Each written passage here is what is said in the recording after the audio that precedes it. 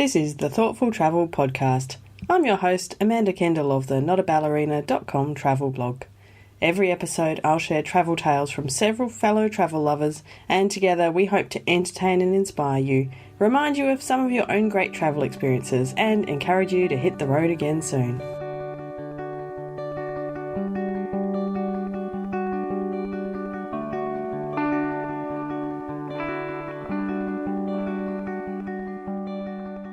Hello and welcome to episode 55 of the Thoughtful Travel Podcast. It's all about life-changing travel. You've probably got the message from me already that I really think travel changes your life in so many ways. And so I'm delighted today to talk to 3 different guests about how they think travel has changed their lives. I know my first 2 guests today both speak of their early experiences of travel and how that changed their lives. And those are 2 very interesting stories. And my last guest is a little different, and he speaks of a more recent travel experience, a situation where he regrets something he did or something he didn't do, and that sort of changed his future thoughts about travel significantly, I think. In any case, it was life-changing. Now, I'm sure you have heard me speak before about the 6-month camper vanning trip around Europe that my family went on when I was 9 years old. That was obviously a massive deal to me, coming all the way from Australia to Europe, seeing all of those different countries, different languages, different currencies, amazing new foods, simply being away from Australia and away from normal school and everything for 6 months. That was utterly life-changing. And I'm fairly sure that I probably wouldn't be here today recording this podcast for you if I hadn't taken that trip, or if my parents hadn't taken me on that trip. I'm always curious about those kind of sliding door moments. What if my parents hadn't decided to take that trip? What if they, for some reason, had decided that they would be better off buying a new car with the money, or whatever? What would my life look like today? Would it have changed it that much, or was I always going to be a travel lover? I don't know, but I feel very sure that the style of trip we did, a very budget, very, mixing with the local people kind of trip, I think that really set the scene for how I've travelled ever since. So if nothing else, that was life-changing. Interesting to think about how things could be different. Anyway, let's go on to our first guest today. So my first guest is Kate Forsyth, the very successful novelist who loves to travel as well. And she has a lot of interesting stuff to say about the kind of travels she did when she was a child and how that's changed her life. When I was a little girl, my parents broke up when I was in primary school still, and my father was an adventurer. He was always going off and having the most amazing adventures. And so every summer holidays we were sent to stay with my father, and we never really knew where we were going to go or what we would need. So, we had to pack for any extremities. And it was really quite a wondrous childhood in so many ways, because we had all the security of our home and our mum and our school and our local friends. But then we went off adventuring every single holidays. Wow. One summer we might find ourselves going, deep into the outback. We would be there with my father and helping him, muster cattle, and helping him, give birth to little calves, and sleeping in swags around a campfire. And then the next time we would find ourselves on a yacht, and we'd be sailing up to Queensland, and we'd be steering at night and seeing all the dolphins leaping by the side of the boat. And as they leapt through the ocean, the spray would be phosphorescent. Oh, amazing. Like, living opals. Wow. And then would see the sun come up and have a hot chocolate and be steering this boat, and there'd be nothing, no land, no creature as far as the eye could see. You were all alone on this vast blue ocean. Magic. It was extraordinary, and we never really, because we never knew where we were going or exactly what was happening, there was this great sense of mystery about it. And I think that it taught all of us to be very self-reliant and to be very adventurous, to put up with whatever happened and make do and not get too comfortable. And I think that was a really good lesson to learn. Yes, absolutely, and obviously that spirit has stayed with you, and probably manifested itself in the way that you want to keep travelling, to do research, and so on.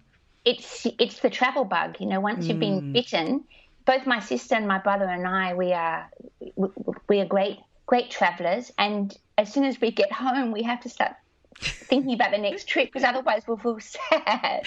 Oh, I completely understand that. I'm exactly the same. Oh, that's wonderful. And I love how that's a great balance between the security, you know, because, a childhood sense of security is really important when you're young.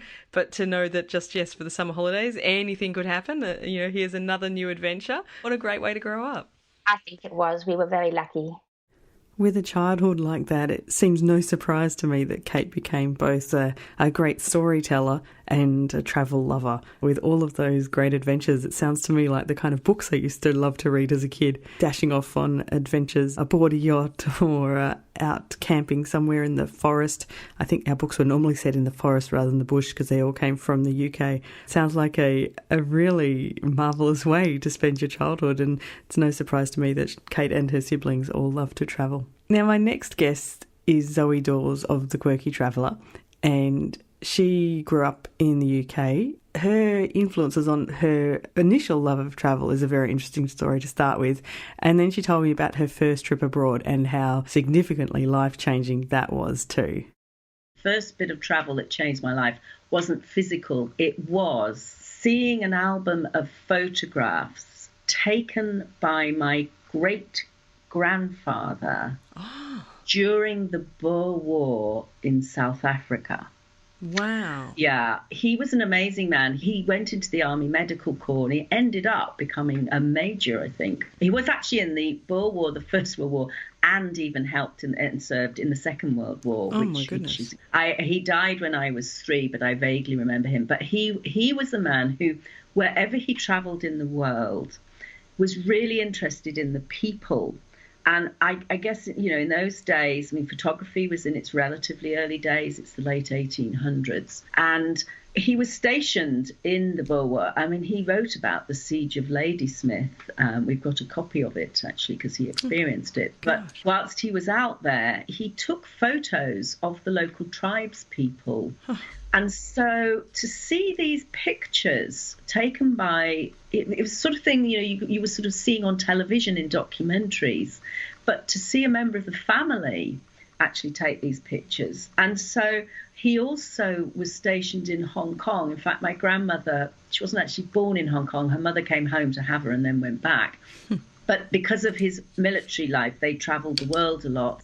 And I think it was his travel that really changed my life, because I got a huge love and interest initially of it, not only from the books I have, my grandmother had and we have now, I have many objects that he brought back. So I read a lot about places when I was younger, and then package holidays came in, and I wasn't of a family that travelled myself. Our family did not travel abroad. Right. I didn't go abroad until I was 22.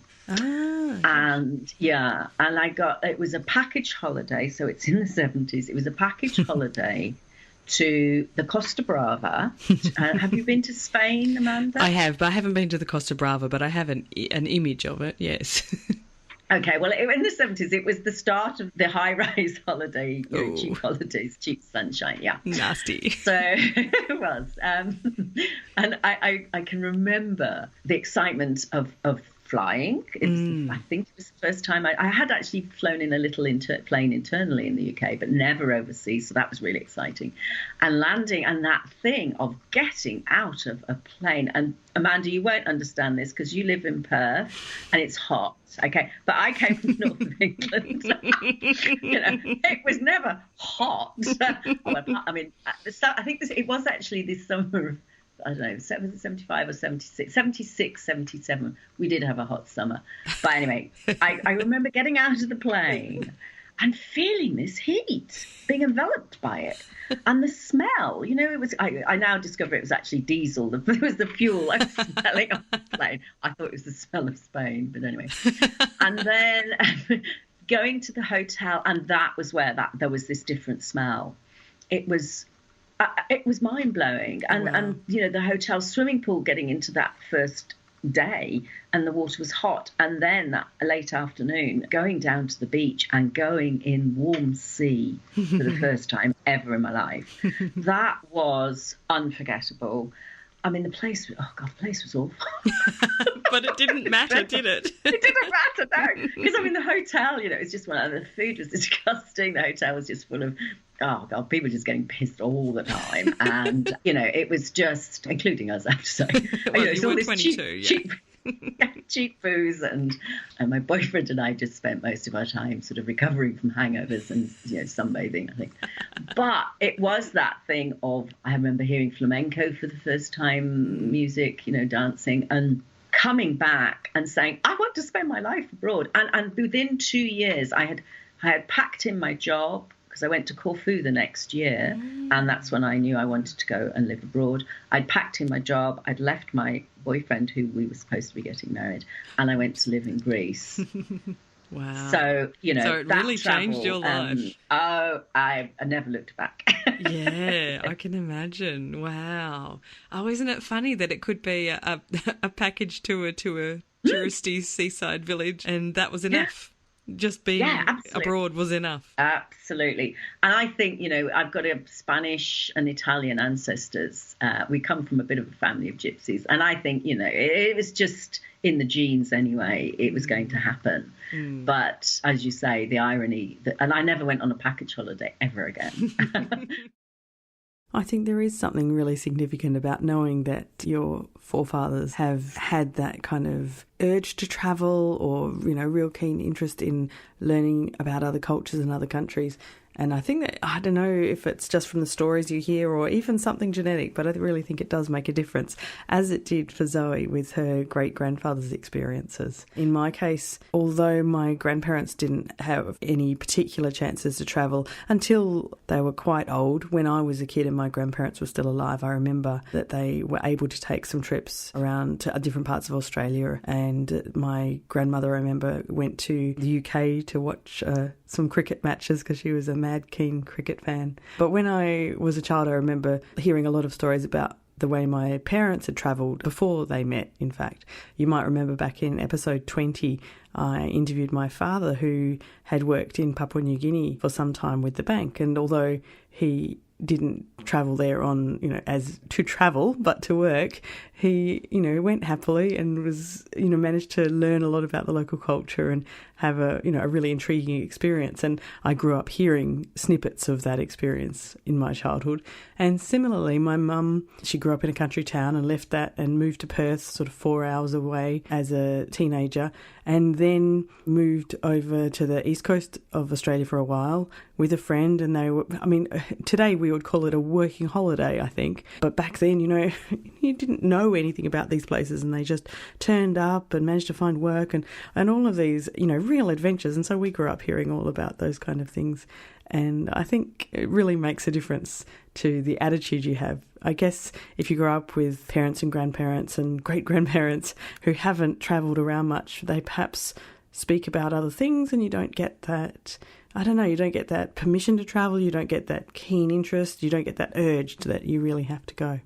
So interesting stuff. But I particularly really enjoyed Zoe's story that it was, one of those kind of awful package holidays to the Costa Brava that actually really got her going with her whole career in travel. So that was hilarious. But I'm glad she said she never went on a package holiday ever again. I've only been on one. It's a long story. It wasn't that great. And I'm not really keen to do it again either. So Zoe and I definitely think alike there. Now, my final guest today is Hayden Lee of the Travel Stories podcast, and he's full of amazing travel stories. But this particular one was life-changing for a different reason, because he has some regrets about it. And significantly, this took place in India, and it was during a time in his life when he had made the conscious choice to just say yes to everything.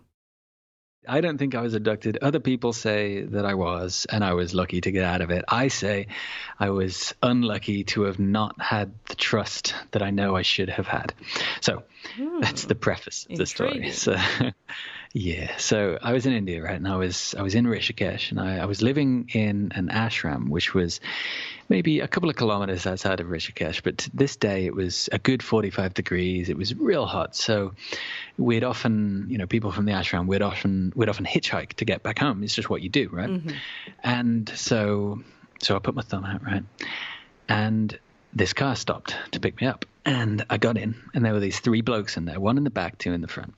And I got in, and they could speak English. It was great. They were from Delhi, and they were just hanging out up there.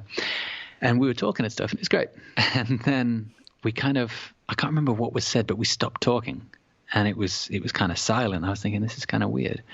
And then I realized that I'd missed my stop. Right? I'd missed where my ashram. I was about a kilometer away from there. I just lost. I hadn't been thinking about it. So I told them, I was like, guys, I was supposed to be back there. Just drop me off here, and I'll get out and walk. It's all good. It's all good, man. Thanks for the lift. And the guy said, no, we'll take you. So they turned the car around and went back. And this is all on the same road. And then going down that road, we were still real silent. And he was the guy in the front was looking at me through the rearview mirror. Every now and then we'd lock eyes, and then he'd look away. I was thinking, what's going on here? Something's fishy. And then they turn off the road onto this other road, this very small road. And I was like, guys, it was just on that same road. It's just back there. Nothing. No. Gosh. No response. And so I assumed they didn't hear. I was like, guys, it was back there. I'll get out now. No response. Wow. I turned and looked at the guy to my side. He looked at me, and then he looked away out the window. No response. And so, wow. And so all that's going through my head now was, okay, let's think about this, right? So then they asked me the first question in ages, and they said, do you know anyone here? Oh, no. And obviously my first response was yes. Loads of people, and they're all massive waiting blokes, for me. Massive blokes. Yeah. Yeah. They said, do you have a phone? They said, do you have a phone? And in my head, I thought, how can I get out of this? Because either A, I have a phone on me and they'll take it, or B, I don't have a phone on me and can't call anyone, right? Yes, what's the right answer here? There is a right answer, but I said the exact opposite to the right answer. I said, I do have a phone, but it hasn't got any battery. That's the exact worst answer, because then they can steal it, but I can't ring anyone. It's the worst answer. I should have said, ridiculous. Anyway, so we get to this bridge, right? He goes, we get out the car now, So we get out the car. And I'm like, guys, aren't we just going to... For some reason, I wasn't bothered about getting back anymore. I was just wondering where we were going. I was like, aren't we going to drive over this bridge because other people are driving over? And he was like, no, we're going to walk across the bridge. I was like, okay. So following him across the bridge, right? We're walking across the bridge. And then eventually, I'll skip a bit, but we get to the end of the bridge.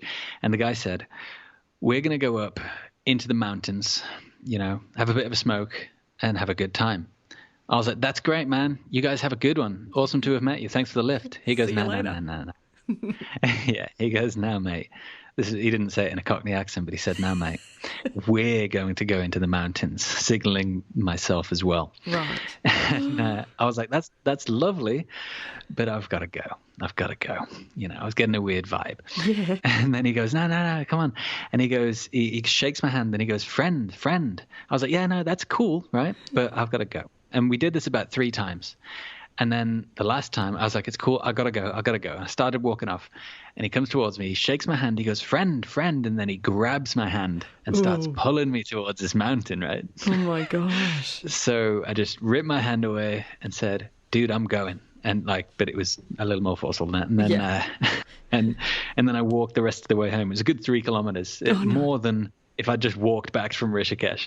And eventually I got back to my place. But I think I missed out on something. I think we were just going to go into the mountains, have a bit of a smoke, and have a good time. Really? That's what I think was going to happen. But it's so weird. Yes, I think I missed out on it. I think I missed out, man. But why would they do it like that? That's crazy. I don't know. But that's the fun. Oh, it's one of those sliding doors moments. Yes, it would be really interesting to know what would have happened. Yeah, I'll never know. And this is my thing about mistakes and stuff like that. Now I feel a slight bit of regret for not going with them, because I think I potentially missed out on something, right? But if I'd gone there and something terrible would have happened, I'd come back with one kidney, but a good story, right?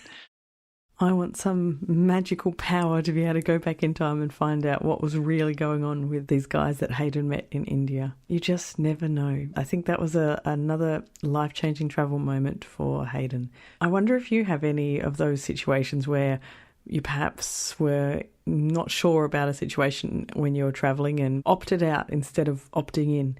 I mean, it's always a risk, and there are times when I've opted out rather than opting in. You know, if you get chatting to someone and they've offered you a place to stay, it depends how long you've chatted to them. It depends who you are, who you're with. Depends, the impression you get of them. I'm sure a lot of the time it's probably perfectly innocent, but I'm very reluctant to take up strangers on that kind of offer. So, but who knows what I've been missing out on. I've heard great stories come out of those kind of situations. Often it's a matter of sort of safety versus amazing experiences, and you can't really tell until after the fact. So it's a bit tricky anyway. Suffice to say, travel is life-changing, and I think that my 3 guests today have all made that point well in many different ways. So let me tell you about these 3 guests so that you can follow up on them. So first up, I chatted with Kate Forsyth, and you can find Kate at her website, kateforsyth.com.au, and in the show notes I'll also leave links to a couple of Kate's recent novels. After that, I chatted with Zoë Dawes of The Quirky Traveller. You can find her at thequirkytraveller.com. You can also find her on Twitter and Instagram using the handle Quirky Traveller. And as you can imagine, she travels all over the world and seeks out quirky things. And finally, I chatted with Hayden from the Travel Stories podcast. I have to admit, after my own, I have to boastfully say, after my own, the Travel Stories podcast is my favourite travel podcast because the stories that Hayden digs up from people and the musical accompaniment that the podcast gives it is something particularly special and unique. And anyone who can encourage people to tell these fantastic stories of these, it's not a destination-based podcast by any means. It's really about those interesting things that happen to you and change your life, to follow the theme of today's episode. So anyway, you can find him at travelstoriespodcast.com, and I'll leave a link to the Travel Stories podcast on iTunes in the show notes as well, along with a link to that other episode I mentioned about Papua New Guinea, which was episode 20 of the Thoughtful Travel podcast. And all of that stuff will be in the show notes. And for this episode, the show notes will be at notaballerina.com/55. Now, if you have had one of those moments where travel was life-changing for you, come over to the Facebook group and tell us all about it. You can find us at Thoughtful Travellers. There's also a link in the show notes if you're having trouble finding us in Facebook. But if you search for Thoughtful Travellers, you should find us pretty easily, and lots of really lovely, experienced and less experienced travellers in there, all chatting away, and lots of fun. So do come and join us. You can also tweet me at Amanda Kendall, use the hashtag ThoughtfulTravelPod, or look up Not a Ballerina on Facebook as well. In any case, I hope you continue to do life-changing travel.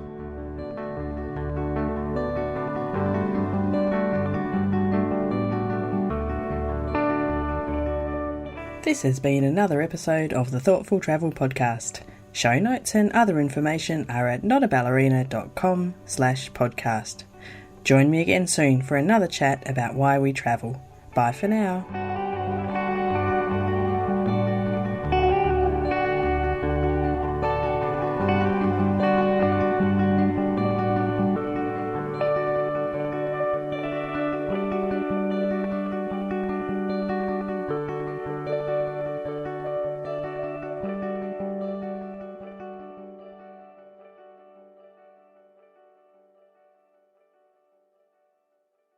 Jackrabbit FM. For your ears. Who is that?